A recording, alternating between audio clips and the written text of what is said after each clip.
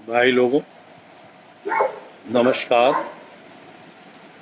आज 2 बजे से पहले ही मैंने इसलिए आपके सम्मुख वार्ता के लिए उपस्थित हुआ कि आज मैंने नेट चेंज करा, तो मैं ये देखता हूँ ये नेट जो चेंज करा है, एयरटेल का करा है, ये कितना साथ देता है।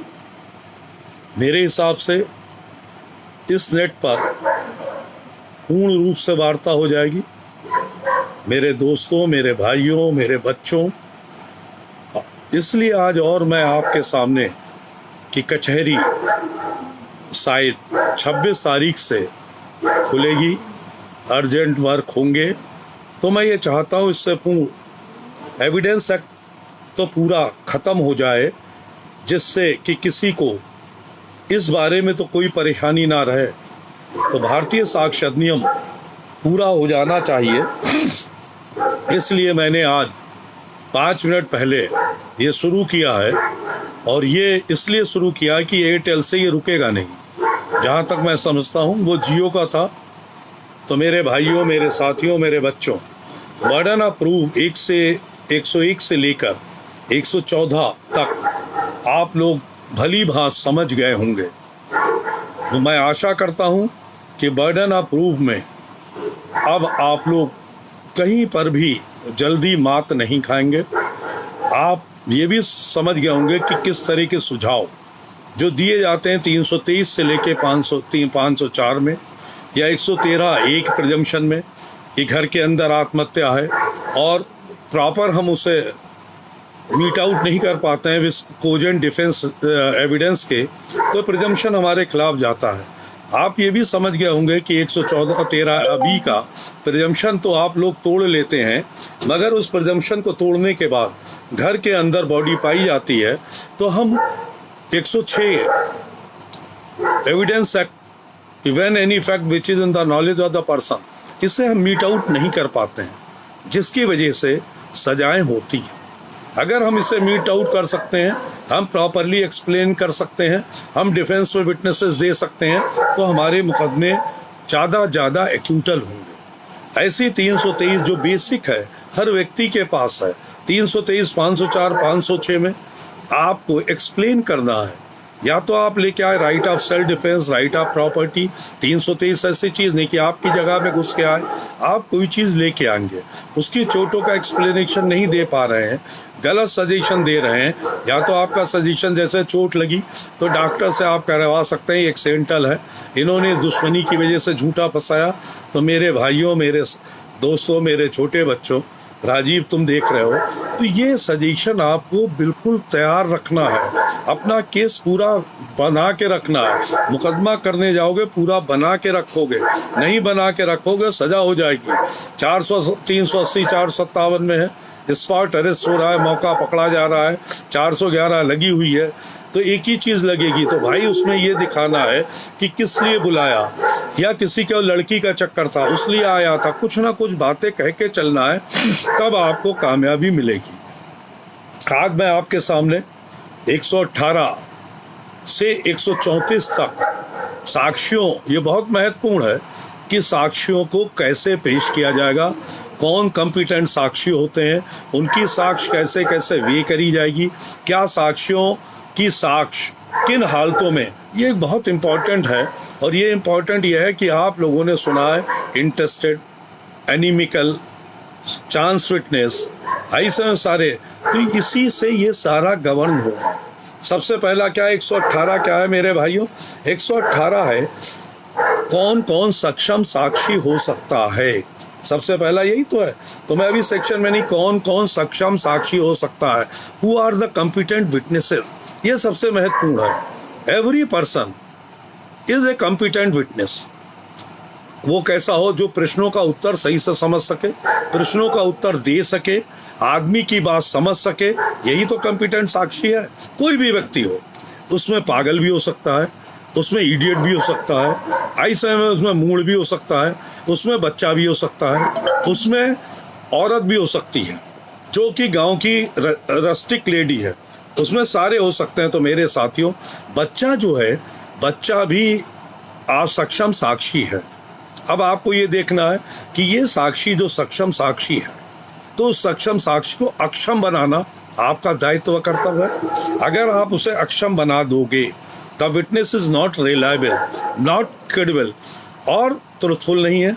यही तो सक्षम साक्षी जो है, अगर आपने इसे तोड़ दिया तो आपको फायदा मिलेगा। एविडेंस की तीन श्रेणियां हैं, ये आपको पता है। एक है टोटली रिलायबल, दूसरी है पार्शली रिलायबल, तीसरी है टोटली अनरिलायबल। तो आपको मेरे साथियों, जो भी साक्षी है उसे क्या करना है, टोटली अनरिलायबल है, क्यों गवाही दे रहा है, इसे आपको इंक्रीज करना है। उसका क्या हित है, आपके खिलाफ गवाही देने में क्या हित है, वो आपको होता है इंटरेस्टेड, क्यों वो आपको फंसाना चाह रहा है। तो अगर इन 4-5 चीज़ों पे आप ध्यान दोगे तो ये जो सक्षम साक्षी है, इन्हें आप खत्म कर सकते हैं। तो सक्षम साक्षी में मैं अभी फिर आपको बता रहा, चाइल्ड विटनेस है। जब कोर्ट है, कोर्ट क्या देख करती है, जब चाइल्ड विटनेस पेश होता है तो कोर्ट उससे क्वेश्चन करता है। क्वेश्चन क्यों करता है? क्वेश्चन इसी में करता है कि वो अच्छी तरह समझ रहा है, जवाब दे पा रहा है, असलियत जानता है, पैरेट लाइक स्टेटमेंट तो नहीं है कि उसे पढ़ा लिखा दिया गया है, उसे लोगों ने रटा दिया है, मगर उसमें भी गलतियां करते हैं। क्या पूछते हैं जज मजिस्ट्रेट, क्या क्लास में पढ़े हो सूरज किधर से निकलता है? तो हर आदमी ये बता देगा सूरज पूरब से निकलता है। किधर डूबता? पश्चिम से। 6 सवाल पूछते हैं। 5-6 सवाल पूछ के उन्हें ज़्यादा पूछना चाहिए।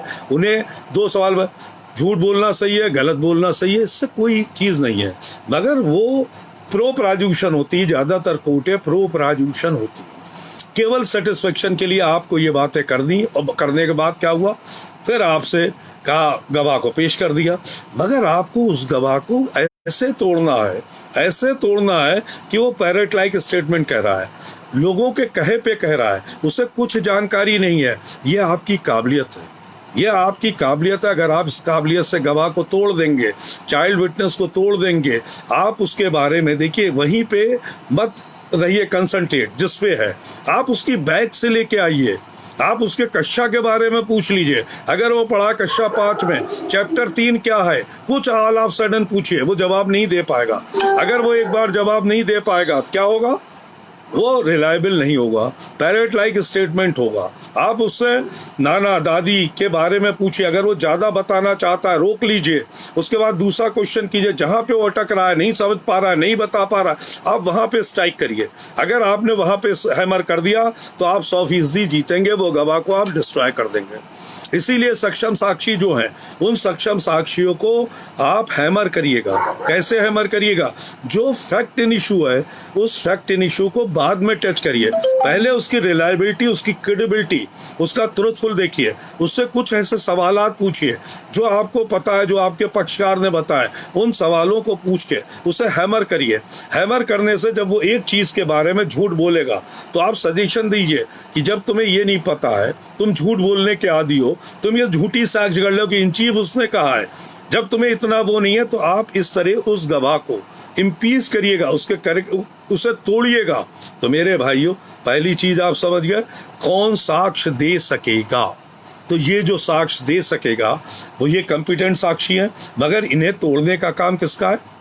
वकील का, जो डिफेंस का काउंसिल है, उसे तो नहीं बताया जाएगा। तो उससे कैसे है, आप उसके बैक से आइए, उसकी सच्चाई को तोड़ दीजिए। इसीलिए तो कहता है टोपोग्राफी पे पूछा जाए, उसकी बैकग्राउंड पे पूछा जाए। यही तो कहा जाता है क्रॉस एग्जामिनेशन किस लिए, to find out the truth. तो ट्रुथ कैसे निकालेंगे मेरे भाई? ट्रुथ निकालने के लिए कोई कार्रवाई होगी ना, तो उसके लिए प्रॉपरली आप तैयारी करेंगे। You are well accounted with the law, you are well accounted with the IPC, you are well accounted with CRPC, और आपको एविडेंस एक्ट का, इसके अलावा सारे सर्कमस्टांस, उनकी बैक इनमिटी, सारी चीज़ें को आप वेल अकाउंटेड होंगे, तभी तो आप तोड़ पाएंगे। तभी किसी चीज़ को तोड़ पाएंगे जब उसे करेंगे, तभी उसे आपको तोड़ना है कि वो सच नहीं बोल रहा है। तो ये कॉम्पिटेंट साक्षी के बारे में मैंने आपको बताया, ये आएगा 118 में। तो एवरी पर्सन जो कि कॉम्पिटेंट है, जो हेल्दी है, जवाब दे सकता है, सारे कॉम्पिटेंट साक्षी हैं। अब 119 क्या आया? 119 से आया जो आदमी मूक बधिर है, जवाब नहीं दे सकता है, जबान कटी हुई है जवाब नहीं दे सकता है, वो दुभाषिए के जरिए जवाब देगा। ये सबसे ज़्यादा खतरनाक है। इसलिए दुभाषिए को आपको जब इस तरह का विटनेस हो तो आपको फिजिकली मेंटली प्रिपेयर करना पड़ेगा मेरे भाई, बहुत गहराई से प्रिपेयर करना चलेगा। गूंगा बहरा जो है, गूंगे को बहरा भी होता है, उसे सुनाई नहीं देता है, तो केवल इशारे से करता है ना, उसकी साक्ष्य जो आ रहा है, तो जो दुभाषिया आता है ना, उससे दो अर्थ निकलते हैं। जब आप उससे सवाल करेंगे, दुभाषिया उससे सवाल करेगा और उसे इशारों से बताएगा, तो इशारों को ही आपको तोड़ना है मेरे भाइयों, समझ लो। गूंगा बहरा है, वो दुभाषी है, उसे भी तोड़ना आपको है। तो उनके जो चिन्ह है, एक बात बता, कैसे क्या चीज, उससे दो दो अर्थ निकलते हैं, तो आपको ब्रेकेज करना है, या आपकी ड्यूटी है कि आप उसे ब्रेकेज करें। अगर आपने ब्रेकेज नहीं करा तो बेकार है। अब इसके ये 119 हो गया। 120 में क्या आया कि पति पत्नी बच्चे माँ बाप सब कंपिटेंट साक्षी हैं। तो भाई ये सब क्या हुआ, रिलेटेड हो गया, रिलेटेड विटनेस हुआ। अब रिलेटेड विटनेस को सारे कंपिटेंट साक्षी, सिविल में क्रिमिनल में ये सक्षम साक्षी है। तो मेरे भाई जब ये सक्षम साक्षी है तो रिलेशन है। अब आपको इन्हें कैसे तोड़ेंगे, तो इनका इंटरेस्ट क्या है, आपको इन्वॉल्व करने का क्या इंटरेस्ट है, आपको उस लाइन में करेंगे, कितना एक दूसरे से, इनसे फायदा किसे मिलेगा, यह आपको देखना है। इस बात पे जिरे करेंगे तो ये जितने भी रिश्तेदार हैं, माता पिता, सब कंपिटेंट साक्षी हैं। आपको होता है, मगर ये रिलेटेड भी है, ये इंटरेस्ट भी है। आपको रिलेटेड वो इंटरेस्ट को कैसे तोड़ना पड़ेगा। एक आदमी बाहर का रहता है, इस समय उसे इन्वॉल्व कर दिया गया, वो चांस विटनेस है, तो आप कैसे लाएंगे। आपको किसी तरह से भी जिरे में ये लाना है ना कि ये मौजूद नहीं था, ड्यू टू द रिलेशन ये गवाही दे रहा है। उसके बारे में क्या है, मैनर ऑफ असॉल्ट के जिरे करेंगे, वो डिफर होगा, टोपोग्राफी से डिफर होगा, पोजीशनें डिफर होंगी। इसीलिए तो कहा है क्रिमिनल के अंदर कि सारी चीज़ों को आपको ब्रेकेज करना है। One is saying he was standing at a place and another is saying कि a was standing at the place. अगर ये आ रहा है, इट मीन्स कि ए वाज नोवेयर, ये कहीं नहीं था, यही तो आएगा। तो ये जो सारी चीज़ें, टोपोग्राफी आपको होता है, मैं फिर वही बात कह रहा हूँ कि आपको सबसे पहले तो ला के basic ingredients you are well acquainted with that. दूसरी चीज, आपको प्रोसीजर पे मास्टरी होना चाहिए। तीसरी चीज, एविडेंस एक्ट पे आपको पता होना चाहिए। जो मैंने आपसे बताया कि 11 चैप्टर 167 सेक्शन आप लोगों ने बना लिया होगा। तो मेरे भाइयों, ये आपने देखा किस तरह से ये जो घरेलू ये रिश्तेदार हैं, ये घर के हैं, इंटरेस्टेड हैं, फैमिली मेंबर हैं, इन्हें आपको क्या करना है, एनिमिकल की श्रेणी में ले आइएगा। जब ये एनिमिकल के आएंगे, इंटरेस्टेड आएंगे, इनका इंटरेस्ट है आपको इन्वॉल्व करने का, तभी तो इनकी रिलायबिलिटी, क्रेडिबिलिटी, ट्रूथफुलनेस चीज बदल जाएगी ना, इनकी पोजीशन बदल जाएगी। हिंदुस्तान में आजकल सबसे ज़्यादा ये हो रहा है। तो मेरे साथी, इस चीज़ को आप समझ गए, बहुत अच्छी तरह समझ गए कि इस विटनेसेस को कैसे ब्रेकेज करना है, क्या करना है, ये आप समझ गए। तो ये आपके अब आता है 121। 121 में क्या है, न्यायाधीश और मजिस्ट्रेट के सामने जो विटनेस हो सकते हैं, उनके सामने जो कार्रवाई की गई, तो उन्हें कंपेल नहीं किया जा सकता है। उन्हें कंपेल कब करेगा, जब सीनियर कोर्ट करेगी। तो सीनियर कोर्ट कंपेल करेगी तो वो जवाब देने के लिए बात है। अब 164 लिखा जाता है, तो 164 को प्रूव करने के लिए मजिस्ट्रेट को आना पड़ेगा, नहीं आना पड़ेगा। बहुत केसों में जज मजिस्ट्रेट कंप्लेनेंट होते हैं, तो उन्हें आना पड़ेगा, नहीं आना पड़ेगा। वो इससे फ़ायदा नहीं उठा पाएंगे कि उसमें वो कंप्लेनेंट है। ये केवल उस हालत में जब उन्हें पता है, और आप उससे जिरे उस बारे में नहीं कर सकते जब तक सीनियर कोर्ट नहीं हो गई। मगर जहाँ पर आपने देखा वो अपीयरेंस हो रहे हैं, तो उन हालतों में उनकी क्या पोजीशन होगी, इस बारे में दिया गया है। अब 122 क्या है, 122 है मैरिज से रिलेटेड, पति पत्नी के बीच जो जो बातें हुई हैं, आप कंपेल नहीं कर सकते इनके बीच क्या क्या बातें हुई।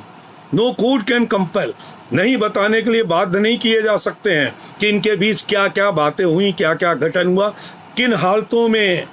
जब भाई उनके अंदर विवाद हो जाता है, दोनों अलग अलग हो सकते हैं, तो एक दूसरे की बुराई एक दूसरे का वो करते हैं। अगर पति पत्नी के रूप में दोनों हैं तो उन्हें आप कंपेल नहीं कर सकते हैं, आप उनके लिए एविडेंस के लिए कोई कोर्ट कंपेल नहीं कर सकती है।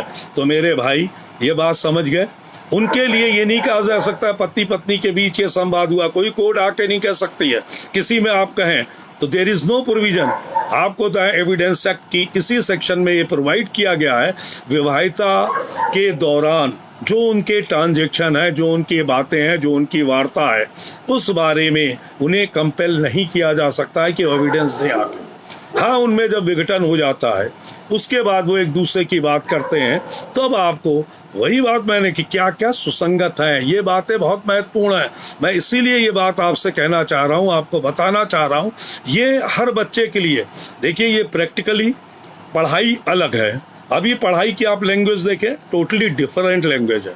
हमारे बहुत से साथी लेक्चरर प्रोफेसर पढ़ाते हैं, पढ़ाना अलग बात है। हमारे बहुत से जजेस, हमारे जो जूनियर है, 5-5 एडीजे हमारे जूनियर हैं, एक बात बताओ, वो कहते हैं सर पढ़ाना बिल्कुल अलग है, प्रैक्टिकली जो आप बता रहे हैं वो टोटली डिफर है। जब बच्चा कोर्ट में आता है, ये मूट कोर्ट वगैरह होते हैं, इन्हें इस तरह की ट्रेनिंग मिलना चाहिए, किसी की गाइडेंस मिलना चाहिए, तो ये बच्चे परफेक्ट निकलेंगे।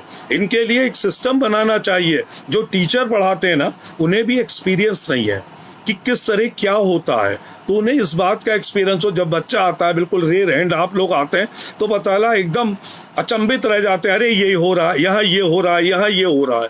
जो लिखा हुआ है थ्योरेटिकल बिल्कुल डिफर है और प्रैक्टिकल बिल्कुल डिफर है। तो मेरे साथियों, हर बच्चे को इस तरह की शिक्षा देनी चाहिए, हर कॉलेज वालों को देनी चाहिए। अगर देंगे तो कामयाब होंगे, अच्छे वकील पैदा होंगे, और अच्छे वकील जब पैदा होंगे तो अदालतें घबराएंगी। तो मेरे साथियों, ये बात अच्छी तरह समझ लीजिए। तो आप ये समझ गए कि जो विवाहित स्थिति के दौरान जो ट्रांजैक्शन पति पत्नी पे हो, नोबडी कैन कंपेल कि वो आप बात आके कहिएगा। अब इसके बाद क्या है, राज्य के कार्यकलाप, राज्य के जो कार्यकलाप हो रहे हैं उनके बारे में आपको होता है कोर्ट कंपेल। वो कार्यकलाप अपने हेड ऑफ डिपार्टमेंट से परमिशन लेके, आपने देखा बहुत चीज़ों में चीज़ें आती हैं तो परमिशन ली जाती है कि उन्हें डिस्क्लोज किया जाए या ना किया जाए, तो उसे कोई कंपेल नहीं कर सकता है। बहुत सी चीज़ें ऐसी हैं जिन्हें कंपेल नहीं किया जा सकता है। इस समय इस हालत में बताना सब मगर है, तो ये चीज़ जो है ना, आपको मालूम होना चाहिए। अब शासकीय सूचनाएं, गवर्नमेंट ऑर्डर जी और बहुत से नहीं छपे, बहुत से शासकीय ऑर्डर नहीं आए, तो उसे क्या आप नहीं कंपेल कर सकती ना कोर्ट कि ये बताइए, बताना आप जो ओपन है। बहुत सी कॉन्फिडेंशियल चीज़ें हैं तो उसके लिए नहीं कर सकते हैं, वो चीज़ें ओपन नहीं हो सकती हैं। नोबडी कैन कंपेल जब तक विद परमिशन के बगैर। तो मेरे भाई, यहाँ तक आप समझ गए, अच्छी सब तरह समझ गए, इसमें कोई परेशानी हो तो बताइए। अब इसके बाद एक आता है भाई सबसे ज़्यादा, आप देखा मुखबिर ने सूचना दी, ये बहुत आता है। आज तक आपको पता है किस सेक्शन में ये होता है? आप मुखबिर के बारे में नहीं पूछ सकते, नहीं मालूम। जज मजिस्ट्रेट को जो व्यक्तिगत सूचनाएं होती हैं उसके बारे में वो नहीं, आप नहीं पूछ सकते हैं। ये आपको मालूम है, ये प्रोवाइड करा गया है भाई। एक सेक्शन होगी ना, प्रोसीजर होगा, एविडेंस एक्ट का एक एक्ट होगा, उसी के तहत तो है। तो जो मुखबिर से आपने, पुलिस से किया, मुखबिर की सूचना पे मिली कि इतनी अफीम लेके जा रहे हैं, इतना ये लेके जा रहे हैं, आप नहीं पूछ सकते ना कौन मुखबिर थी। कोर्ट को जो व्यक्तिगत जानकारी में नहीं पूछ सकते, मजिस्ट्रेट को व्यक्तिगत जानकारी में नहीं पूछ सकते। तो मेरे भाइयों, इसके लिए क्या है? इसके लिए है सेक्शन 125 ऑफ एविडेंस एक्ट। क्या कहता है कि जो पुलिस को जानकारियां मिल रही है, जो मुखबिर वाली बात है, जो मजिस्ट्रेट जजेस को जानकारियां मिल रही है व्यक्तिगत तौर पे, नोबडी कैन कंपेल। आपको होता है नहीं कहा जा सकता है, तभी तो मुखबिर वाली आज तक आपको नहीं पता कि 125 में जो आप ये तो रोज देखते हो। इसीलिए मेरे साथियों, ये देखने सीखने की कोशिश करो। It's duty of every advocate to find out from where ये चीज आई है, कहाँ से आई है, कहाँ से एक्सट्रैक्ट हुई है, कहाँ से, कहीं कुछ तो होगा, सोर्स तो होगा, तो वो चीज़ कहाँ से आई है, इसे आप नहीं ग्रहण करना चाहते मेरे साथियों। इसीलिए मैंने ये जो क्लासेस लगाने का मुझे कोई शौक नहीं है। हम लोग अपनी वकालत पूरी कर चुके हैं, 5 साल और कर लेंगे, इससे ज़्यादा नहीं करनी है ना। मगर जो ज्ञान हम में है वो आप में बढ़ जाना चाहिए थोड़ा बहुत, तो आने वाले समय में आप ये तो कह सकते हो कि बरेली में एक ऐसा अधिवक्ता था जिसके द्वारा ये कार्रवाई कोरोना काल में की गई। मेरे साथियों, मैं इसलिए ये बात बता रहा हूँ, कोई मुझे ये नहीं कि आप लोगों से कोई बड़ा भारी नाम वो लेना है। जो चीज़ है ये, अगर में जो ज्ञान है अगर मैं आपको बता रहा हूँ तो कल आपकी भी ये ड्यूटी है कि आप अपने जूनियर को ये ट्रांसफ़र करेंगे। It's duty of every person to transfer whatsoever जो उसके पास है। मगर हमारे वहाँ क्या होता है, अपने दिमाग में उसे लिए मर के चले गए। मतलब उस विशेषताओं को अगर दूसरों को मिल जाए तो फिर क्या रह जाएगा। ये तो वो है जैसे शाहजहां ने ताजमहल बनाया, जिन लोगों ने बनाया उनके हाथ काट दिए। तो भाई अगर ये तरह की बातें हैं तो इसमें मैं विश्वास नहीं रखता, मेरी कथनी करनी में अंतर नहीं, इसलिए मैंने ये कहा। तो ये जो 125 आपने देखा ना, मुखबिर से सूचना मिली, जज मजिस्ट्रेट को मिली, अब याद कर लिए 125 एविडेंस एक्ट है। इसके आगे भी है, वो मैं अभी आपको बता रहा हूँ। अब 126 क्या है, जो सूचना एडवोकेट को क्लाइंट देता है, वो बता रहा कत्ल करके आए। अगर ये बता रहा है मुलजिम को आप संरक्षण दे रहे हैं, 216 वगैरह तमाम दफाएं हैं, तो वकील साहब जेल चले जाएंगे। इसमें वकील को भी प्रोटेक्शन दिया गया है कि उसके लिए कोई नहीं कह सकता कहाँ से सूचना आई, कोई पुलिस क्या कोई कुछ भी नहीं कह सकता आपको कैसे सूचना आई। Nobody can compel you from where you got this सूचना। जो भी आपने इंफॉर्मेशन है, जो मुलजिम आपको सूचना दे रहा है वो सूचना के बारे में कोई नहीं पूछ सकता है, ना on the basis of that कि आपको मुलजिम बना दिए। नहीं तो हर मामले में 120 में आप मुलजिम हो जाएंगे मेरे साथियों। तो ये बात समझ गए कि 126 में ये दिया गया है, ये इसमें प्रोटेक्शन दिया गया है एडवोकेट को कि उसका क्लाइंट जो सूचनाएं देता है वो सूचनाएं डिस्क्लोज नहीं करी जाती। नहीं तो ना उसके लिए कोई कंपेल कर सकता है। नहीं तो वकील को कहे साहब आप डिफेंस में आइए, पुलिस बना दे आपको गवाह, आइए आपको तो इसने सारी बताई है, आप बताइए कहाँ कहाँ माल है, पता लगा 120 भी कि आप भी मुलजिम। ये बातें आप नहीं सुनना चाह रहे हैं, नहीं समझ रहे हैं मेरे भाई। बहुत गहराई से जाओ, बहुत एविडेंस एक्ट इतना डेप्थ है कि इसे 1 2 4 10 जिंदगी हम लोग पढ़ेंगे तब भी नहीं बता सकते।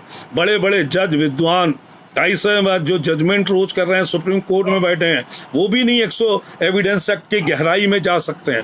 एविडेंस एक्ट का एक एक वर्ड, ये तो मैंने आपको एक प्रक्रिया, एविडेंस एक्ट कैसे, उसके एक एक वर्ड सतसैया का वो दोहरा है जो देखने में बहुत छोटा लगे मगर घाव बहुत गंभीर करता है। इसकी गहराई कोई नहीं नाप सकता है मेरे साथियों। तो आपने देखा किस तरह 126 में अपराध के बारे में एडवोकेट को जो सूचना दी जाती है उसके लिए कोई कंपेल नहीं कर सकता है। आप अच्छी तरह से ये बात समझ गए। अब इसमें क्या 127 ये क्लर्क वगैरह दुभाषी है, आपकी समझ में नहीं आ रहा तो उसे भी डिस्क्लोज करने के लिए भाई कोई तो होगा, तो नहीं करा जा सकता है ना, जो रिलेटेड हैं।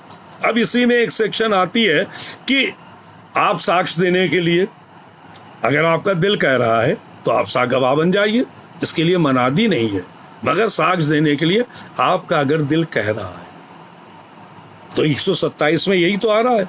अब एक चीज ये है, आप अपने आप तैयार हो जाएंगे 128 में कि भाई हम तो देंगे, तो आपको कोई मना तो नहीं कर रहा है, वो तो एक एक्सेप्शन है, आपको ये करा जाएगा। अब दूसरी चीज 129 में विधि सलाहकार से जो सलाह मिली मुलजिम को कि ये कर लो, उसके लिए भी कंपेल नहीं किया जा सकता है। आपने कहा छिप जाओ, अगर ये चीजें ओपन हो जाएंगी तो आप मुलजिम बन जाएंगे। कहीं तो आपको एक बार प्रोटेक्शन दे रहा है, एविडेंस एक्ट बराबर प्रोटेक्शन आपको दे रहा है 126, 27, 28। तो विधि 29 लीगल एडवाइजर ने सलाह दी भाई ये कर लो, इन दस्तावेजों का ये कर लो, तो उसे जो है गोपनीय उसे बताया नहीं जा सकता, उसके लिए कंपेल नहीं करा जा सकता। और जहां हो जाता है आप ज़्यादा लीक से हटके सूचनाएं देते थे तो वकील मुलजिम बन जाते हैं, या आपने अच्छी तरह देखा। अब एक चीज़ ये है कि जो साक्षी के घरों में बीचों में मुकदमा चल रहा है और नहीं है तो कोई कंपेल नहीं करेगा कि आप आके गवाही दो आके, ऐसा कोई कानून नहीं है। पक्षकार तो हैं बाहर वाले, आप नहीं किया जा सकता।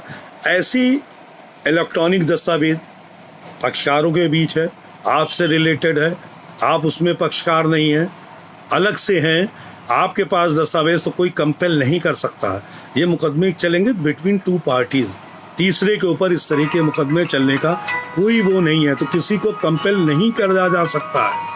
ये जो इलेक्ट्रॉनिक दस्तावेज से संबंधित मैंने आपको बता दिया, तो उसे नहीं करा सकता है। अब एक आता है 132 में कि एक आदमी उत्तर देने के लिए इस आधार पे नहीं कहेगा कि कल को उसके उत्तर से वो मुलजिम बन जाएगा, तो उत्तर देने से वो भाग नहीं पाएगा। कोर्ट उससे कहेगा गवाही दो, चाहे तुम्हारे खिलाफ हो, तुम्हारे उत्तर से तुम्हारा इन्वॉल्वमेंट ऑफेंस में क्यों ना हो, तो ये प्ली नहीं ले सकता है। तो मेरे भाई समझ गए। 133 क्या है? अकम्प्लिस, सह अपराधी, जो सरकारी गवाह बन सकता है। सह अपराधी अभियुक्त एक कॉम्पिटेंट विटनेस है, दूसरे अभियुक्त के बारे में भी वो सक्षम साक्षी है। यही कहते हैं एकम्प्लिस। 133 क्या आता है? जो सरकारी गवाह बन जाते हैं, ये सारे लोग बन जाते हैं। तो मेरे भाई 133 एकम्प्लिस है। तो जब एकम्प्लिस कोई जुर्म के बारे में कहता है कि मैंने करा, मेरे साथ इन लोगों ने करा, अब ड्यूटी किस पे आती? उसकी ये साक्ष्य सफिशिएंट है फॉर कन्विक्शन, को एक्यूज के लिए पढ़ी जाएगी। मगर फिर आपको क्या करना है? जिरह। ये आप पे बहुत बड़ा डिपेंड करता है। तब आपको ये लाना है, भाई तुम्हें लालच दिया, तुम इसलिए गवाही दे रहे हो। ये बहुत चीजें हैं, ये किसी दिन बताऊंगा कि क्या क्या जिरह कैसे कैसे करिए, how to prepare your case, ये भी मैं आपको बताऊंगा। ऐसी बात नहीं, जब समय मिलेगा मैं बिल्कुल आपको बताने का प्रयास करूंगा। और 134 क्या है भाई? 134 है नंबर ऑफ विटनेसेस, कितने विटनेस होना चाहिए। एक single testimony sufficient for conviction. दो विटनेस, पहले दो विटनेस की थ्योरी सुप्रीम कोर्ट ने कहा था, at least 2 witness should be there for conviction. फिर उन्होंने कहा गवाह नहीं मिल रहा है, तो सोल टेस्टमनी सफिशिएंट। इसलिए नंबर ऑफ विटनेसेस के बारे में उन्होंने कहा ये कोई वो नहीं है। If single testimony is sufficient for conviction, credible, reliable, carbonated with other circumstance, medical circumstance. Brothel house में होता है, रंडी खाने में मर्डर होता है, तो वहाँ कौन गवाह होगा? जो वहाँ मौजूद रंडी है वही तो होगी। तो वो सिंगल रंडी इज सफिशिएंट। जो ब्रोथल हाउस में the person who was present in brothel house is sufficient for single testimony of that witness is sufficient for conviction. A murder took place inside the house and only the inmates of the house was there, then inmates are sufficient. उनकी evidence reliable होगी, credible होगी, आपको होता है truthful होगी, उसमें किसी तरह का वो नहीं करा जा सकता है। रात का इंसिडेंट है, एक घर में माँ बाप और बेटा है, बेटे का मर्डर होगा तो माँ बाप ही तो रहेंगे, ये आप कहेंगे ये तो रिलेटेड है, इंटरेस्टेड है, फिर आपको सर्कमस्टांस सारा करना पड़ेगा। डे लाइट है, नाइट इंसिडेंट है, सोर्स ऑफ लाइट वो सेकेंडरी चीज है। इसलिए उन्होंने कहा कि नंबर ऑफ विटनेसेस जो था 134 में, कितनी संख्याओं पे अब कुछ नहीं है। कभी कभी सुप्रीम कोर्ट ने कहा पहले 2 पर्सन थ्योरी थी, उसे खत्म करके सिंगल टेस्ट में, जहाँ सिविल हो क्रिमिनल हो, अगर वो एविडेंस सिंगल आदमी की रिलायबल है, क्रेडिबल है, ट्रुथफुल है, तो उस पर कन्विक्शन हो जाएगा। तो मेरे भाइयों, मेरे साथियों, आप समझ गए 118 से लेकर 134 तक हु आर कॉम्पिटेंट विटनेस। समझ गए कैसे कॉम्पिटेंट विटनेस को डिस्ट्रॉय करिएगा, कौन कौन विटनेस हो सकते हैं, गूंगे वगैरह विटनेस है, क्या क्या हो सकता है, मुखबिर की सूचना क्यों नहीं पूछी जाती है, जज मजिस्ट्रेट को जो व्यक्तिगत जानकारी आप क्यों नहीं पूछ सकते हैं। ये चीज जज मजिस्ट्रेट के जानकारी के बाद आप, जज मजिस्ट्रेट जब तक ऊपर से आर्डर होगा वो गवाह देने के लिए तैयार नहीं है, ये आपके सामने आ गया। एडवोकेट को प्रोटेक्शन मिला है एविडेंस एक्ट में कि इसका मुलजिम जो उसे बताएगा वो चीज कोई नहीं पूछ सकता है, पुलिस भी नहीं पूछ सकती, कोई नहीं पूछ सकता है। जो आपने उसे राय दी है उस राय के बारे में भी कोई नहीं पूछ सकता है। पति पत्नी बच्चा माँ बाप कॉम्पिटेंट साक्षी हैं, वो गवाही दे सकते हैं, रिलेटेड है, इंटरेस्टेड है। ये क्रिएशन आपको करना है मेरे भाइयों, तो अच्छी तरह समझ लीजिए। इन बातों में घबराने की कोई बात नहीं है। कितने बड़े वो हैं, जो चीज़ है कॉम्पिटेंट सारे साक्षी हैं। पति पत्नी के बीच जो भी वार्ता हुई, जो उनका ट्रांजैक्शन है, जब उसे कोई कंपेल नहीं कर सकता कि आपके बीच क्या क्या हुआ। कब कर सकता है? जब संबंध खत्म हो जा रहे हैं। बात आपके समझ में आई। साक्ष्य देने के लिए 2 पक्षकार हैं, तीसरे पक्षकार के पास कागज उसके अपने हैं, कंपेल नहीं कर सकते, ना तो उन कागजों को लाने के लिए कंपेल कर सकता है, कोर्ट नहीं कर सकता है, ना ये देने के लिए कर सकता है कि आप गवाही देंगे आके, चाहे सिविल हो, चाहे क्रिमिनल हो, चाहे रेवेन्यू हो, चाहे लेवल लॉ हो। तो हर जगह आप इस चीज़ को, हाँ, आपको कोई व्यक्तिगत जानकारी दी, आप स्वयं गवाही देना चाहते हैं तो देने के लिए कोई मनाती नहीं है। मैं जो बात आपसे कह रहा हूँ, कोई कागजों के लिए दूसरे के पास है तो उससे नहीं तो एक अनार्की फैल जाएगी, नहीं है कागज, उन्हें गुम हो गया, आदमी परेशान हो जाएगा।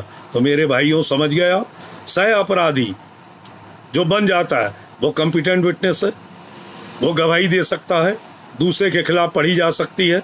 उसके लिए नंबर ऑफ विटनेसेस कितने हैं इसके बारे में आपको कोई संख्या नहीं है, एक गवाह है, अगर वो क्रेडिबल है, रिलायबल है, ट्रुथफुल है, सजा हो जाएगी। तो मेरे साथियों, मैं आपको यही बताना चाहता हूँ कि आज मैंने विटनेसेस के बारे में आपसे विस्तार से चर्चा की।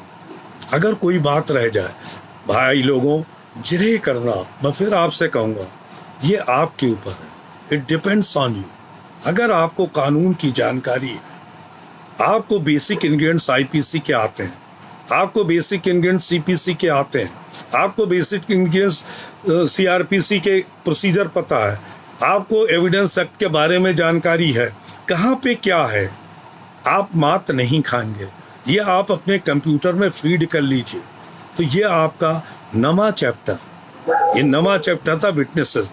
आप जो लिस्ट बना रहे हैं वो आपने बना ली होगी, ये नवा चैप्टर है। पहला चैप्टर क्या है, 1 से 4, फिर मैं बता दे रहा हूँ, 1 से 4 क्या है पहला chapter, credibility, reliability, appreciation of evidence, may presume, shell presume और कंक्लूसिव प्रूफ, यही तो है, आपने बना लिया। दूसरा चैप्टर क्या है, दूसरा चैप्टर है रेलिवेंसी ऑफ द फैक्ट, 5 से 55, आपने ये बता लिया। तीसरा चैप्टर क्या है, judicial notice, fact need not to be prove, admission, ये क्या है, 56, 57, 58। चौथा चैप्टर क्या, ओरल एविडेंस, ओरल एविडेंस का होना चाहिए direct, every oral evidence must be direct. कौन सा हुआ, 59, 60। उसके आगे क्या हुआ, डॉक्यूमेंट्री एविडेंस, डॉक्यूमेंट्री एविडेंस क्या होगी, प्राइमरी। सेकेंडरी एविडेंस किन हालतों में प्राइमरी एविडेंस की तरह ट्रीट करी जाएगी, ये आपको बताया 61 से लेके 90 तक। 91 से 100 ये मैंने अभी आपको बताया नहीं क्या है, ओरल और डॉक्यूमेंट्री एविडेंस। मैंने एक उसकी एग्जाम्पल दी थी कि दस्तावेज है, लिखा हुआ है, एक बार डॉक्यूमेंट है, ओरल से प्रूव, इसके दस्तखत, तो ये सारे जहाँ ओरल और डॉक्यूमेंट्री कपल्ड है उसके बारे में ये आपको सामने बात बताई। आगे मैं जो इसके बाद बर्डन ऑफ प्रूफ, 101 से लेके 114 तक बर्डन ऑफ प्रूफ आया। 114 के बाद 115, 16, 17 स्टॉपेल आया। स्टॉपेल बहुत छोटा है मगर बहुत बड़ा है, इसलिए मैंने आपको नहीं बताया। ये सिविल वाले बैठे हैं कि मैंने एक चीज़ का एग्रीमेंट कर लिया, मैंने एक चीज़ आपको दे दी, फिर मैं उससे वापस नहीं हो सकता, मगर इतना आसान नहीं है। सबसे खतरनाक स्टॉपेल है, इस पर एक पूरा क्वेश्चन आता है, जहाँ एचजीएस में हो यह भी हो, स्टॉपेल प्रोमिसरी नोट का भी हो सकता है। ये मैं बाद में बताऊंगा जब समय होगा, कि केवल इतना कह देने से साहब स्टॉपेल मैंने ये कह दिया, आपको ये दे दिया, सारा कब्जा दे दिया, अब उसके बारे में मैं नहीं कर सकता तो स्टॉपेल से फंस गया, इस तरह नहीं है। उसका बहुत गहरा, बहुत डिटेल है। स्टॉपेल के बाद क्या आएगा, evidence, who are competent witness, कहाँ से वकील सिक्योर है, क्या पूछा जा सकता है, किसके लिए कंपेल किया जा सकता है, किसे कंपेल किया जा सकता है, क्या थर्ड पार्टी जो पार्टियों के बाद है उसमें सामान उसे करा जा सकता है, कंपेल नहीं करा जा सकता है। गूंगा बहरा सक्षम साक्षी है नहीं, इसे कैसे डिस्ट्रॉय, ये तो मैंने आपको बताया, कैसे इसे डिस्ट्रॉय करेंगे ये आपको जिरह करना। सह अपराधी, एक्म्प्लिस, सक्षम साक्षी है, उसके बयान पर दूसरे एक्यूज को सजा हो सकती है। तो मेरे भाइयों, ये समझ गए। नंबर ऑफ विटनेसेस 134 जो है उसमें ये नहीं है कि नंबर इतने विटनेसेस होना चाहिए, सोल टेस्टिमनी सफिशिएंट है। एक सवाल है, जरा भाई मैं देख लूँ, एक मिनट। जिसका केस डायरी में 161 सीआरपीसी रिकॉर्ड नहीं हुआ है वो कोर्ट में एज ए विटनेस प्रेजेंट हो सकता है। देखो भाई राजीव, बहुत से केसों में मैं तुम्हें बता दूं, पहले नोट कर लो, देवी प्रसाद वर्सेस स्टेट, इलाहाबाद उच्च न्यायालय 2014, धरणीधर झा व एक अन्य, इन्होंने कहा कि अगर किसी साक्षी का 161 दर्ज नहीं हुआ है और न्यायालय में आके वो साक्षी कथन करता है और आप पूछते हैं कि ये बयान तुम्हारा दर्ज नहीं हुआ, कन्फ्रंट कंट्राडिक्ट कर देते हो, तो उसका बयान पढ़ा नहीं जाएगा। पहला सवाल का आपको उत्तर मिल गया। दूसरा, आपने ये कहा दर्ज नहीं हुआ वो गवाही दे सकता है। There are so many rulings जिसमें कहा अगर गवाह नहीं है तो उसे गवाही दी जा सकती है, वो कहा जा सकता है गवाही दे। मगर वो फर्स्ट टाइम कोर्ट में आकर क्या गवाही दे रहा है? भाई वो साक्ष्य में ग्राह्य नहीं है, अभी तक ग्राह्य थी, अब ग्राह्य नहीं है। ये बात समझ गए? अच्छी तरह समझ में आ गई। देवी प्रसाद वर्सेस सरकार, मैं इलाहाबाद उच्च न्यायालय 2014 नोट कर लो, धरणीधर जज साहब का है। उसमें उन्होंने कहा है कि अगर एक साक्षी का 161 दर्ज नहीं हुआ है, न्यायालय में आके वो बयान देता है तो उसका बयान साक्ष्य में ग्राह्य नहीं है। तो आपकी समझ में आ गया, आपके दोनों सवालों का उत्तर आपको मिल गया। अगर कोई परेशानी हो तो फिर से पूछ लें। एक सवाल और मेरे सुनील वर्मा जी ने पूछा। सुनील वर्मा ने कई दिन से ये पूछ रहे हैं कि साहब मैं इतना 20 साल 22 साल का हो गया, लोग कहते हैं तुम अभी तक वकील नहीं बन पाए हो। सुनील वर्मा, आप बड़े कॉम्पिटेंट वकील हैं, आपकी कॉम्पिटेंसी में कोई कमी नहीं है, आप बहुत काबिल हैं, मगर जब आपको पैसे की आमदनी की ज़रूरत नहीं है, भगवान का आपके पास सब कुछ है, तो आपको इधर की क्या आवश्यकता है? आप बहुत कॉम्पिटेंट वकील हैं। दूसरे के साथ साथ आप बाहर के आगे बढ़ के नेता होंगे तो आप वैसे ही कॉम्पिटेंट वकील हैं। भविष्य के आप सचिव प्रेसिडेंट होंगे। तो सुनील वर्मा जी, आप सुन रहे हो जो बार बार आप कहते हैं, आप बहुत कॉम्पिटेंट वकील हैं। वकालत उससे करनी होती है जिसे ज़रूरत है, आपको कोई ज़रूरत नहीं है। तो मेरे भाइयों, वर्मा जी आप हनुमान जी हो, ऊपर वाले ने सब कुछ आपको दिया है, तो आप आने वाले भविष्य बाहर के सचिव होंगे, बाहर के प्रेसिडेंट होंगे, आप महान हस्तियों में होंगे, आपका नाम लिखा जाएगा बाहर के पटल पे। आपको क्या ज़रूरत है? वैसे ही आप बहुत कॉम्पिटेंट वकील हो। इस बात से मत परेशान हुआ करो। कौन जो कहता है वो गलत कहता है। तो मेरे साथियों, क्या लिखा, क्या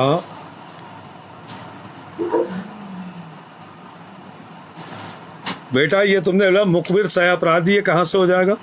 मैंने अभी तुम्हें क्या बताया? मैंने तुम्हें आपको क्या बताया था? 125 में जो अपराध की सूचना देता है वो सह अपराधी नहीं है। उसे 125 में पुलिस को यही तो एक फ़ायदा है। मैंने क्या बताया एविडेंस एक्ट में? 125 एविडेंस एक्ट है कि आप ये सवाल नहीं पूछ सकते हैं मुखबिर कौन था, क्या था। यही तो एग्जम्प्ट है। जज मजिस्ट्रेट से भी नहीं पूछ सकते आपको ये सूचना कहाँ से आई। तो मुखबिर कहाँ से सह अपराधी हो गया? सह अपराधी तो अलग होगा, सही अपराधी कभी मुखबिर नहीं होगा। सह अपराधी तो अलग होगा, उसका बयान अलग लिखा जाएगा। कभी कभी उसे एक्म्प्लिस बना के 133 में बना लेते हैं, तुम्हें सरकारी गवाह बनाएंगे। तो ये बात तुम्हारी समझ में आई नहीं आई? अगर आई हो तो लाइकिंग कर दो। तुम्हारा प्रश्न है रीना हनीफ, अगर तुम्हें ये बात अभी नहीं समझ आई कि मुखबिर कैसे सह अपराधी होगा, मुखबिर सह अपराधी नहीं है। मुखबिर तो वह जो सूचना दे रहा है, और वो सूचना जो है आपको बताया 125 में एग्जम्प्ट है, पुलिस नहीं डिस्क्लोज करती है कौन वो है। तो आप समझ गई। तो सह अपराधी नहीं होगा। सह अपराधी तो एक्म्प्लिस कोई भी अपराधी होगा, वो अपना कन्फेशनल स्टेटमेंट करता है, on the basis of that आप देखना पुलिस को दूसरे को इन्वॉल्व कर देती है। जबकि सह अपराधी का 161 का बयान साक्ष्य में ग्राह्य नहीं है। तो आप ये बात अच्छी तरह समझ गई नहीं समझ गई? तो मेरे साथियों, मेरे भाइयों, मैंने आज आपको विटनेसेस के बारे में बताया है। आज नेट भी अच्छा चल रहा है, तो मैं समझता हूँ आप समझ गए होंगे अच्छी तरह से। तो मेरे साथियों, अब मैं आपको एक दो चार बातें और गुर की बता रहा हूँ, वो है क्रॉस एग्जामिनेशन की। फिर वो बता रहा हूँ कि how to conduct your cross examination. Burden of proof से आपने आया, आप अपने ऊपर शिफ्ट लेते चले गए, तो कहाँ कौन बचाएगा? सक्षम साक्षी को आप अक्षम बना दीजिए। अपनी जगह आपकी ये काबिलियत है, वो सक्षम है, उसे अक्षम बना दीजिए। तो विटनेस इज नॉट रिलायबल। क्या होगा? आप जीतेंगे। अगर आप उसमें नहीं तोड़ पा रहे हैं, नहीं गवाह कर पा रहे हैं, कि आजकल ये सोचिए कि चाहे सरकारी वकील हो, चाहे वादी का वकील हो, वो काफ़ी प्रिपेयर करते हैं।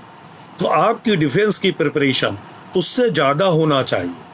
अगर उससे ज़्यादा आपकी प्रिपरेशन है, आपको सवाल कहाँ से पूछना है ये आपके दिमाग की उपज है। वही मैं कहता हूँ, इधर उधर खुराफात करने से अलावा आप लोग अगर कंसंट्रेट उसका 50% अपने किताबों में दे दें तो ज़्यादा बेहतर है। इधर उधर की खुराफातों में दिमाग लगता है, एनर्जी तो उतनी है, उतनी एनर्जी का इस्तेमाल अगर वकालत में कर लोगे तो भाई बहुत कामयाब होगे और माँ बाप का नाम रोशन करेगा। लोग कहेंगे कि हाँ किसी का जूनियर था, किसी का भाई था, किसी का ये था, इसने इतनी ऊंचाइयाँ छुई, तो लोग याद करते हैं। तो आप मेरी बात समझ गए। तो आज 118 से 134 तक मैंने आपको विस्तार से बता दिया। आप मैं समझता हूँ कल 135 से लेकर 166 तक, ये बहुत, मैं फिर जरा सा बता दें, 135 से 166 तक क्या है, मैं एक आउटलाइन करे दे रहा हूँ। 135 में क्या आ जाएगा, विटनेस का क्रम, कैसे विटनेस पेश होंगे। अदालत में आप कहोगे ये विटनेस पेश करना है, अदालत आपसे पूछेगी, पूछने के बाद आप विटनेस कराएंगे। पहले क्या होगा, इन चीफ होगा, क्रॉस एग्जामिनेशन होगा, विटनेस हॉस्टाइल हो जाएगा, रिकॉल करिएगा, रीएग्जामिन करिएगा, यही तो एक प्रक्रिया होगी। तो ये एक प्रक्रिया हुई। इसमें आगे क्या होगा, बहुत से आदमी विटनेस नहीं है और दस्तावेज लेके आते हैं, पेश करते हैं, तो आप उनसे जिरह कर सकते हैं जबकि वो विटनेस नहीं है। मान गया। आगे क्या होता है, चरित्र के बारे में, तो गुड कैरेक्टर तो कंसीडर होगा, बैड कैरेक्टर का कोई फायदा नहीं मिलेगा। ये इसमें दिया गया है। कौन क्वेश्चन आप पूछ सकते हैं, किसके चरित्र के बारे में पूछ सकते हैं, कैसे पूछ सकते हैं, ये आपको दिया है। गवाह के चरित्र को डैमेज नहीं करने की आपको परमिशन मिलेगी कि आप मुकदमे की तो जिरह नहीं कर रहे। अगर उसका चरित्र कहीं पे मुकदमे में फ़ायदा दे रहा है तब तो आप सवाल पूछ सकते हैं। लीडिंग क्वेश्चन जो प्रोसिक्यूशन करता है, लीडिंग क्वेश्चन नहीं पूछे जा सकते हैं। लीडिंग क्वेश्चन कब पूछे जाएंगे, जब आप गवाह को रिकॉल रीएग्जामिन करेंगे, तब सरकारी वकील लीडिंग क्वेश्चन पूछ सकता है। तो इसलिए मेरे भाइयों, मेरे साथियों, कोर्ट में गवाही के समय मौजूद रहिए। कहिए ये लिखवाएंगे नहीं, आप सवाल पूछिए, कब की घटना, क्या घटना, कैसे हुई। इन वर्बेटम सरकारी वकील जहाँ एपी हो, जहाँ एडीजीसी हो, वो 161 उठा के इन वर्बेटम लिखा देता है, वो मत लिखने दीजिए। कोर्ट क्या करेगी, इन वर्बेटम पे सजा कर देती है। क्यों, क्रॉस एग्जामिनेशन को नहीं पढ़ती है, उसी पे कि ये क्रॉस एग्जामिनेशन डेफर हुआ, उनने का गवाह को तोड़ लिया, ये ला है। तो मेरे दोस्तों, मेरे भाइयों, क्रॉस एग्जामिनेशन इन चीफ जब हो कोर्ट में रहिए, ऑब्जेक्शन करिए, अदालत नाराज हो जाने दीजिए। मैंने उस समय भी सीआरपी, नाराज हो जाने दीजिए। दूसरे कहिए क्या है, बयान क्या लिखा जाएगा, खुली कोर्ट में लिखा जाएगा, या तो प्रिजाइडिंग अफसर के बोलने पे लिखा जाएगा या प्रिजाइडिंग अफसर स्वयं लिखेंगे। कहिए खुद लिखवाइए, ये नहीं लिख सकते हैं। लीडिंग क्वेश्चन जब पूछेंगे, ये अपने गवाह को रिकॉल करें, हॉस्टाइल करें, हॉस्टिलिटी नहीं है, ये आगे जो मैं आएगा, इसलिए बहुत इंपॉर्टेंट है, मैं आज अभी से पॉइंट आउट आपको करे दे रहा हूँ। तो हर क्वेश्चन को जो इन चीफ है अपने सामने लिखवाया करिए। लीडिंग क्वेश्चन अलाउ नहीं हुआ ना चाहिए। लीडिंग क्वेश्चन कब होंगे, जो रिकॉल एग्जामिन होंगे, तो मेरे भाई तब लीडिंग क्वेश्चन पूछेंगे। एक सवाल जरा सा है, कोर्ट खुलने का कोई ऑर्डर आया है सर, क्या इन्फॉर्म? देखो बेटा, कल है अलविदा की ये छुट्टी, जो ये उड़ा रखा है ना, ये सब अपने अपने घंटे पे तीर मारते रहते हैं। नेतागिरी नहीं, कल अलविदा की छुट्टी है, परसों सेकंड सैटरडे, फिर संडे, फिर ईद है। अगर खुलेगी तो 26 से खुलेगी, और 26 से भी केवल इम्पोर्टेंट वर्क होंगे, बेल वगैरह, जो एक सर्कुलर है उस हिसाब से, ना तो ट्रायल चलेगा, कुछ नहीं चलेगा। और ये खुलना मेरे हिसाब से नहीं खुलना चाहिए। हम बार, अगर मैं बार का प्रेसिडेंट होता तो फिर लिख के देता कि पहले 50 लाख का बीमा कराया जाए, दौरान कोरोना, चाहे बार एसोसिएशन कराए या बार काउंसिल कराए। कल को एक भी वकील मर गया तो रोने वाला कोई नहीं मिलेगा, उसके घर वाले, उसकी लाश को ले जाने वाला कोई नहीं मिलेगा। मेरे भाइयों, जो वकील खुद कुलबुला रहे हैं ना कि बड़ा तीर मार लेंगे अदालत खुलने के बाद, मेरी बात कड़वी लगेगी, उन वकीलों के गले नहीं उतरेगी। अगर मर गया ना तो घर वाले लाश भी लेने नहीं आएंगे कि कोरोना में तुमने देख लिया, कोरोना जैसे उसमें लाश भी नहीं दी जाती है, दूर से नमस्ते करोगे। और ये कोरोना फैलेगा, ये साइलेंट किलर है, हमारे वहाँ आंख बंद करके जो है उन्हें पता ये लगता है 2 दिन में अदालत खुल जाएगी, 10-20 करोड़ पैदा कर लेंगे। अभी आप 10-15 दिन के बाद देखो, ये जब महामारी फैलेगी ना तो अदालतें फिर बंद होंगी और 4-6-10 वकील रपक गए तो आपको होता है जवाब देने वाला कोई नहीं होगा।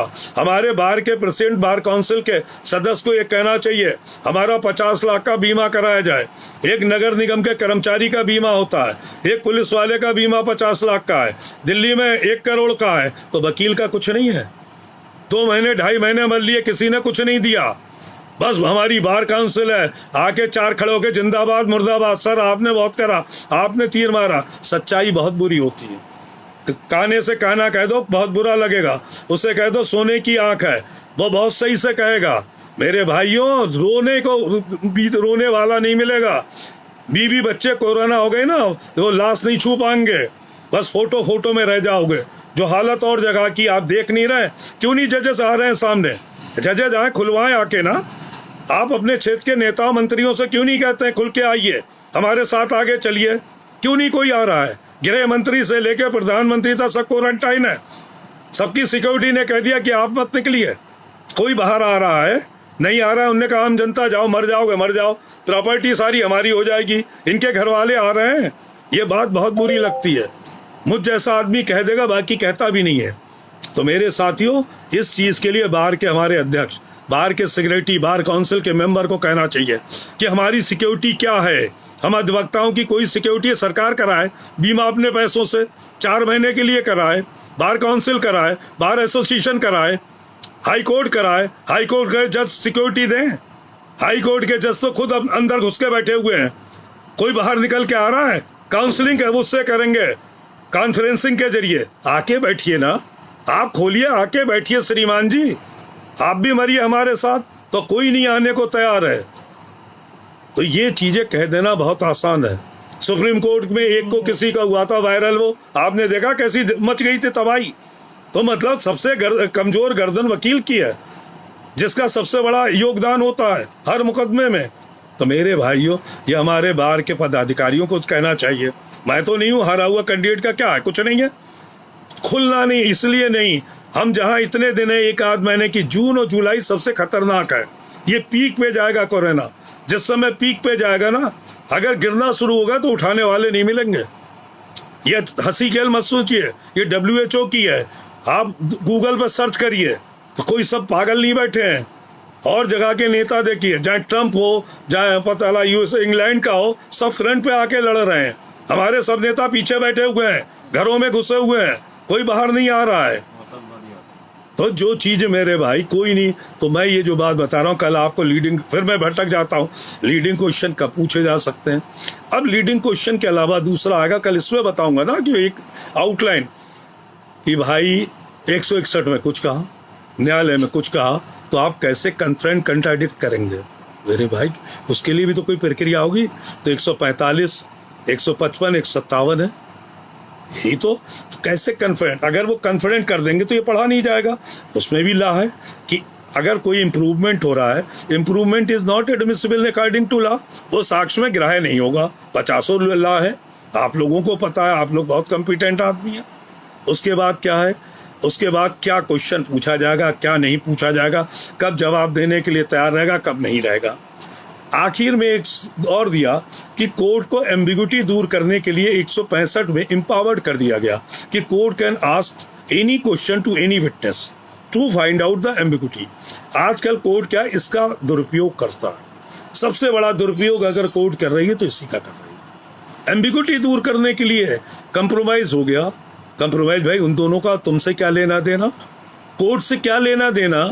जिसका मरा जिसने मारा, उनमें वो सवाल करेंगे, टू कोर्ट का सवाल, और सवाल करने के बाद उसके बाद सजा कर रहे हैं। तो उसमें भी घबराइए, आपके पास बहुत हथियार है। जब वो टू कोर्ट कोई सवाल पूछे, कहिए सर टू कोर्ट करके लिखिए, और आपका कंप्रोमाइज होगा, मत टू कोर्ट करके लिखवाइए। उसके बाद लिखिए ये जज साहब ने पूछा तो आपने इसका उत्तर इसलिए दिया, बोले जज साहब नहीं तो हमें जेल भेज देते, इसलिए हमने इनके कहे अनुसार दे दिया, वैसे ये गलत था। आप इस तरह लेके आइए। उनका जो बयान है वो जज साहब ने कहा, जज साहब ने दबाव डाला इसलिए मैंने दे दिया, ये बात है नहीं, देखे कर दें सजा। आपको मेंटली प्रिपेयर होना चाहिए, आपको फिजिकली प्रिपेयर होना, आपके गवाह को प्रिपेयर, जब हॉस्टिलिटी है आपको सारी बातें पता है तो भाई आपको प्रिपेयर होना पड़ा, दूसरे को तो प्रिपेयर नहीं करना, आपको गवाह को प्रिपेयर करना पड़ेगा। तो मेरे साथियों समझ गए ये है। तो ये 166 तक ये है, 167 एक सेक्शन है वो मैं आपको बता दूं। तो कल 135 से लेके 166 तक आपको तैयार रहना है।